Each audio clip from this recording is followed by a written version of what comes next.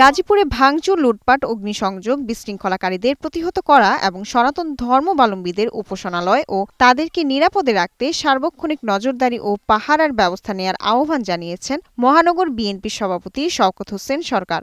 সোমবার বিকেলে রাজবাড়ী রোডে বিএনপির কার্যালয়ে মতবিনিময় সভায় এই আহ্বান জানান তিনি। বিভিন্ন ওয়ার্ডের নেতাকর্মীদের এই নির্দেশনা দেন তিনি। এ সময় উপস্থিত ছিলেন রাকিব উদ্দিন সরকার পাপ্পু, আব্দুস সালাম শামীম, শাহাদাত হোসেন শাহীন সহ বিএনপি ও অঙ্গ সংগঠনের নেতাকর্মীরা। আমাদের প্রতিটি মহল্লায় আমাদেরকে এবং ছাত্র সমাজ, যুবদল, ছাত্রদল, স্বেচ্ছাসেবক দল সহ সকলকে মিলে একটা নিরাপত্তা কমিটি করতে হবে। হিন্দু মুসলিম ভাই ভাই আমরা থানা পুলিশ বলেন, র্যাব বাহিনী বলেন, সেনাবাহিনী বলেন, আমরা সকলেই ভাই ভাই।